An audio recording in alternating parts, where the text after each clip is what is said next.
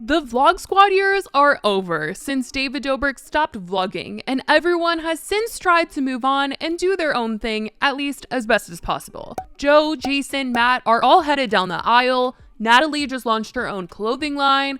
David's got his pizza place. Everyone seems to have a podcast, and a lot of them are doing OnlyFans. Corinna recently surprised David and bought him a Ferrari, so the tables have really turned around here. It's crazy to see where the squad ended up and how they're making things work for themselves post David being on YouTube. David posts mainly on Snapchat these days, and a lot of his posts are just random things he's doing during the day sometimes. He buys random stuff online and reviews toys. He really just posts anything and everything on there. And his assistant Taylor has even talked about it with Jason, how they've pretty much gone to like every place you could think of in LA just to try to get content for his Snapchat. David is primarily on Snapchat now. If you go to Snapchat, and you may not know, but if you go, you see him there. He's like the biggest creator on there, right? Pretty much. Yeah, one of the top. I think the hardest thing about your job is finding. You've probably done everything in LA. Oh, I've ordered everything on Amazon. Everything. Like, they've been to every museum. They've been to every car shop. The saddest part is, like, you look at my search history and it's all like looking up different toys, viral toys. If you looked at Taylor's Amazon history, you'd think she has a 5-year-old boy that she's shopping for. Yeah, it's insane. And Jess, how can I be a better boss? They recently all went to Japan together though, which was kind of a content trip for everyone. So every now and then the Vlog Squad does sort of get together, but whether or not they're actually friends is the big question. Like, are they getting together because that's what gets them views, or do they actually F with each other? People were thinking that there was some bad blood between the friend group after the roast of Zayn Hijazi, and they called out Heath for being a racist. A lot of people were feeling like it was just the group falling apart at that point, and they were maybe getting some stuff off of their chest at that roast. Cast of Unfiltered is here. You know, it's funny that the show's called Unfiltered when they have to filter out Heath's racism every episode. Our first roaster is so old he remembers segregation, which is something Heath asks about him every day. Please welcome Jason Nash. Mariah, you were so sweet to me. You treat me like family every time I come out to LA. I can't believe you're still with that racist. Zayn, you're a lot like Donald Trump. You're delusional, you have bad hair, and your best friends are racist. Sorry about this. Heath is so racist, he and Mariah take a break from their relationship every summer because she gets a little too tan. So...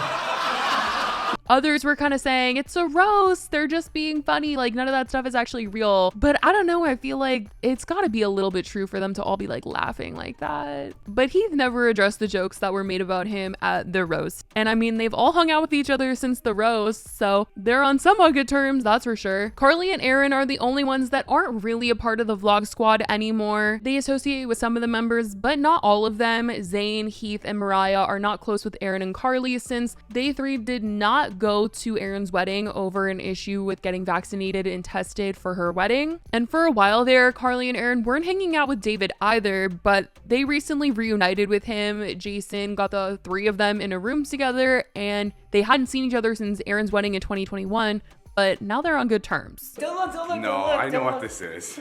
Don't look. Is whatever in there suffocating currently? They're really hot, whoever is in there. Because we know that friendship is the most important thing in life. Isn't that true? Yummy gecko. All right, you ready for your surprise, David? Yeah. Oh my god, I can't breathe. I was going to come see you guys 3 days ago, but Jason was like, I'm surprising you with them on Monday. Wait, are you serious? And it seems like there's going to be more squad reunions in the future, as there's a ton of weddings coming up. Joe, Jason, and Matt, like I said, are getting married. They're all engaged, and I'm sure the full squad will be invited to their weddings. In terms of the vlogs and making content with David, a lot of them have expressed that they miss it. Jason especially made so much content with David, and he's opened up about missing those times and how he's tried to do his own thing and keep himself afloat. It was really the most fun I ever had. I wish it was still going. I really do, but it's not. And Views was done, so I was like, okay, I'll start my own podcast. Just try it out, see if I like it. You like it? Yeah, I like it. I think it's good. I mean, it's I like doing Views better. It was like more fun and easier, But I like doing it myself. Corinna Kopf also recently talked about how she misses the vlogs, and in her free time, she does reminisce and watch some of them back. Laying in bed, and I was watching some of the old vlogs. Not even like the super old ones, but just like some of like the recent ones, the recently old ones. I miss the vlogs so much. Like, I can't even comprehend in my brain how much I miss them. And I know you guys tell me you miss them too, so maybe one day they'll come back. I'll also say that Corinna bought David a car. I mentioned this earlier, but yes, she spent $500,000 and got David his dream Ferrari, and said the reason that she did this was because she owes David her career. I'm buying David Dobrik a Ferrari F8 out of my own pocket. It is a $500,000 car, and we are gonna go check it out for the first time. On a real note, none of this would be possible without you guys. This also wouldn't be possible without David, and that's the real reason why I'm doing this, because without David, I would have never had a place to start on social media. He obviously gave me a platform to do what I'm doing, and you guys know I love giving back to people in general, and it's going to be really cool to be able to do something insanely big for David. David's always given so much to other people, and now I'm gonna surprise him back. So Corinna has made a ton of money streaming and posting on OnlyFans, and most people do know her from David's vlogs. Her and David were talking about her come up while she was giving him the car, and he just seemed so grateful to be given that car, and also just found it to be weird to be on the other side, like the receiving end of a car, because for a while he was known as the one that was giving away so many of them. I got you a present. Okay, what is it? But you have to close your eyes. Corinna, did you know this? Yeah. Holy oh my Corinna! Oh my god. This is a tough spot to be in. Like that, it's like, this is like, I don't know what's going on. I know. Trust me, I know. You worked at Hooters 6 months ago, or whatever it was. Okay. 3-4 years ago. A lot. More years. Yeah, more a couple years. More ago. years. This is crazy. I went from working at Hooters to buying my friend a Ferrari. Oh my god. Not just any Ferrari, an F8. But Corinna isn't the only one that's on OnlyFans. Scott and Aaron also have started OnlyFans as well, and have talked about how much money that they've made from it on Jason's new podcast. And how much are you making on your OnlyFans per month? Well, How'd you know that was the next plug he wanted to do? Should I just say how much I made in like 1 month? If you want to, babe, light this up. Get ready for this figure. In you're December, gonna smoke this after you hear this. in December, I made $100,000. Oh my god! Really? How much money did you make on your OnlyFans last month? Last month? It'll be my 1 year in January. It will? Yeah, coming up on my 1 year. Okay, let's see do how fast that went. We'll do the month. Okay. That way we don't. It's not like anything crazy. I bet it is. If you told me it was not $10,000, I'd think it was crazy. Oh, it was like 35. Woo! It's not loading. Jason, That's you have like to eat the cricket. Yeah. He's like, I don't even know why I'm doing this. 35? Yeah. It's really crazy to think how everything went down with this friend group, who people don't even know if that's a good name for it, because there's those that believe these people aren't even friends for real, but more just people that hang out for content.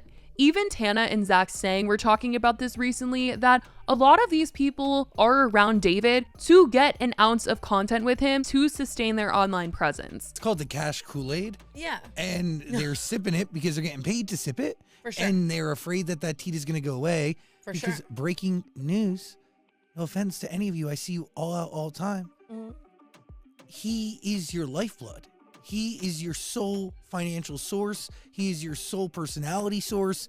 He is the source for so much of you. For sure. And I mean, maybe there's some real friendship in there. And this is exactly why they aren't free to be friends with whom they want, like Jeff Wittick, who some have, according to Tana, said that they miss him.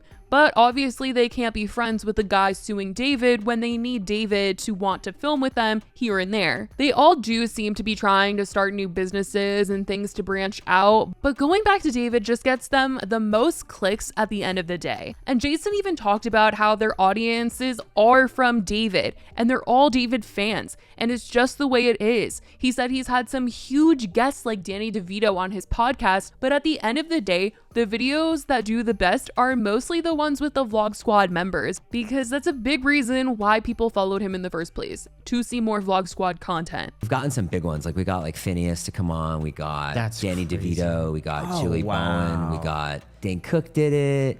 TJ Miller. You know, it's fun. It's great to talk to like really interesting people. Like it's really fun.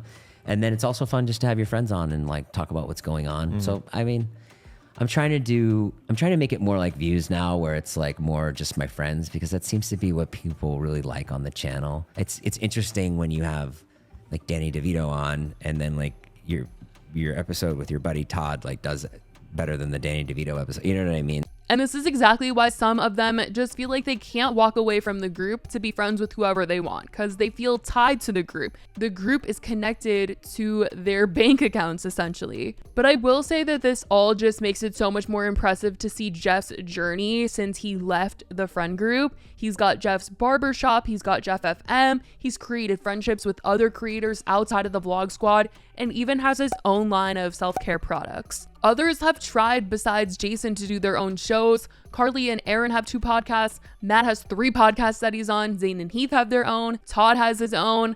Everyone's trying to do their own thing, but I feel like Jeff really has been very, very successful in what he's done. And if you're wondering about Natalie, she's still working for David as the president of his company. But aside from that, she's also trying to be her own influencer now. She's been in Sports Illustrated, and she's recently launched her own brand called Ella Day, where she sells work outfits and loungewear. So who knows if David will ever go back to his roots and pick up the vlog camera again. Even though everybody in the squad seems to kind of trying to do their own thing, I think that they would all come back to being in the vlog if David asked them to, because it would boost their careers again. I mean, they all have the same fan base, and even if not that many people watch as they did before, there will still be eyes on them if they're around David. Something tells me though that he probably won't do it in the way where he was posting in the past if he ever came back again. And what I mean by that is like posting multiple times a week.